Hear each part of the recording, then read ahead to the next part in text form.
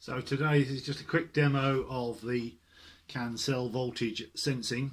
You can see I've got the voltages adjusted to about 1.7 something, and you'll see there's 12 cells, active cells displayed on screen, and the screen now only displays sort of to the nearest 5 cells of the number of cells you've got.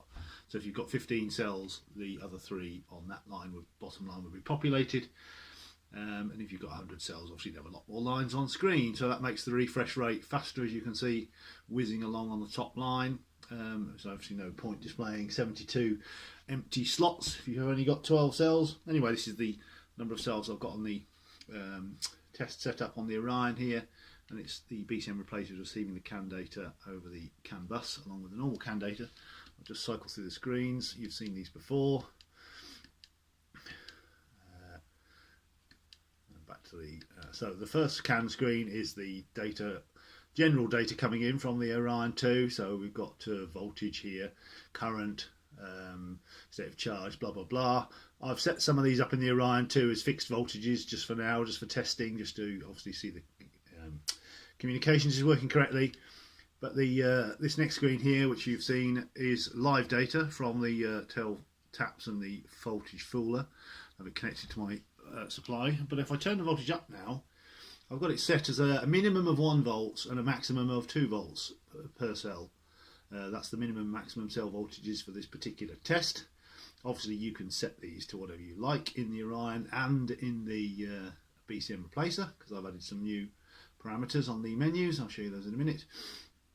So if I just keep tweaking up, you'll see that, there we go, I've gone over 2 volts now on at least 1 or more of the cells, and the alarm's triggered. If you go back below, the audible alarm will go off, and you can reset the screen by pressing a button on the menu. And again, if I go the other way, I'll try and go a bit slower this time, so I'll try and go below 1 volt slowly.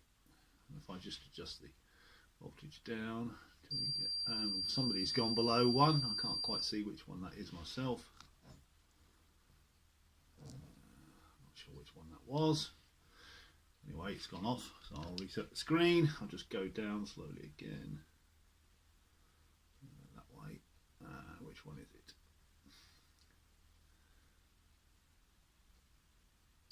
Anyway, okay, so cell's gone, so you get an audible and visual alarm that the cell's gone below voltage. You can cancel the alarm, mute the alarm. I'll come back up, I'll bring the voltage back up again. And I'll reset the video. So now if I cycle through the various displays available on the CAN page here, we've got the open cell voltages, internal resistance as we know, balance flat. We've also got another screen which tells us the error code for those particular cells. So you see there on the lines, 3 lines there, we've got 5 cells each, and on the top line we got 1, 1, 1, 2, 2, and the 1 means that the cell went over its maximum permitted voltage, and the 2 means the cell went below its minimum permitted voltage. So you get basically the last error for that particular cell stored until it's overwritten by a new error. And obviously there can be up to several error codes you could store there, but at the moment it tells you basically which cell has gone high or which cell has gone low, and you can review that information.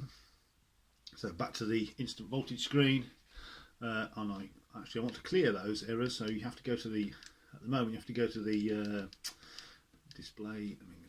It keeps going out of focus, I'm sorry about that. My camera playing up, it's not a very good, it's my mobile. So if I go to the error screen, I keep missing it, sorry. This next one, I can press 0 to clear the errors here, and that will actually clear the errors on the CAN display screen. So we'll go back. I need to move that to the CAN display so you can actually clear the errors from there. If I go to the errors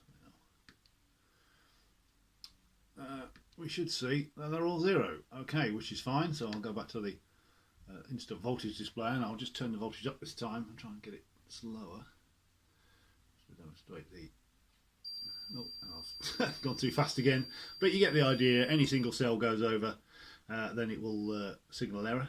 It checks for errors every second, I think, which is fast enough. And you can see that there's errors in it's either below or above the required voltage, and you can reset the screen once you've got it back into the safe voltage zone. So that should be useful for those using Orion 2 to give you a sort of a quick heads up that the cell's got a problem. And also, once that error is triggered, if it's above the absolute cell max voltage there, then it will also shut down any regeneration. And if it's below the minimum cell voltage, then it will shut down any assist to avoid dragging the cells higher or lower. We don't want a lithium fire of any description. Now, the Orion 2 can obviously send out loads and loads of information, and we're only barely scratching the surface of the information that it can send out. But obviously this is all a work in progress, so small steps. You know, basically the individual cell monitoring maximum and minimum voltages is critical, so that's working, and will flag up an issue that you can then investigate in your own vehicle. So we know we're making progress, but it's going to take a while for we can incorporate a lot of what the Orion can do into this display and sort of interface module for the Insight. But we're making progress.